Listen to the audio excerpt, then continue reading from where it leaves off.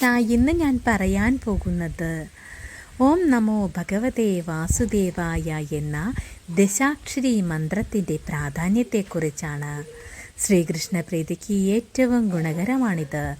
108 പ്രാവശ്യം വീതം ഈ മന്ത്രം 48 ദിവസം ജപിച്ചാൽ സർവ്വവിധ പാപങ്ങൾ അകലുന്നതിനും വ്രതനിഷ്ഠയോടുകൂടി ബ്രഹ്മമുഹൂർത്തത്തിൽ ഇത് ജപിക്കുകയാണെങ്കിൽ വളരെയധികം ഗുണങ്ങൾ നൽകുന്നതാണ്. ഗുരുവിൽ നിന്നും ഈ മന്ത്രം സ്വീകരിച്ച് ജപിച്ചാൽ ഈശ്വര സാന്നിധ്യം വേഗം ലഭിക്കുന്നതിനും കാരണമാകുന്നതാണ്. പുരാണത്തിൽ ധ്രുവൻ നിരന്തരമായ തപസ്സിലൂടെ വിഷ്ണു ഭഗവാനെ പ്രീതിപ്പെടുത്താൻ ഉപയോഗിച്ച മന്ത്രമാണിത്.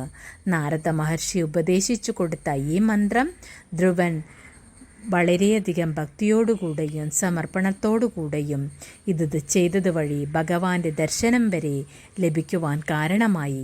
സർവ്വവിധ പാപങ്ങൾ നശിക്കുന്നതിനും മനഃശാന്തിക്കും ശക്തിയേറിയ മന്ത്രമാണിത്. അതുകൊണ്ട് തന്നെ അഷ്ടമി രോഹിണി നാളിൽ ഈ ജപം തുടങ്ങുന്നത് അത്യുത്തമമാണ്. ഓം നമോ ഭഗവതേ വാസുദേവായ എന്ന മന്ത്രം വളരെയധികം ഭഗവാന്റെ കാരുണ്യത്തിന്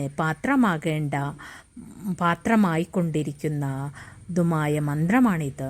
അതുകൊണ്ട് തന്നെ എല്ലാവരും പാപശാന്തിക്ക് വേണ്ടിയും മനഃശാന്തിക്ക് വേണ്ടിയും ഈ മന്ത്രം ദിവസേന ജപിക്കുക. ഭഗവാന്റെ കൃപാകടാക്ഷങ്ങൾ ലഭിക്കുക വഴി നിങ്ങളുടെ എല്ലാവിധ പ്രശ്നങ്ങൾ തീരുന്നതിനും ഭഗവാന്റെ എല്ലാവിധ അനുഗ്രഹങ്ങൾക്കും ഇത് കാരണമാകുന്നതാണ്. അതുകൊണ്ട് തന്നെ എല്ലാവരും ഇതേ രീതിയിൽ ചെയ്തുകൊണ്ട് ഭഗവാന്റെ അനുഗ്രഹത്തിനായി പ്രാർത്ഥിക്കുക. സർവരുടെയും സർവാഗ്രഹങ്ങളും ഭഗവാൻ നടത്തിത്തരുന്നതാണ്. അതിനായി എല്ലാവരും പ്രാർത്ഥിക്കുക. സർവർക്കും സർവ ഐശ്വര്യങ്ങളും ഉണ്ടാവട്ടെ.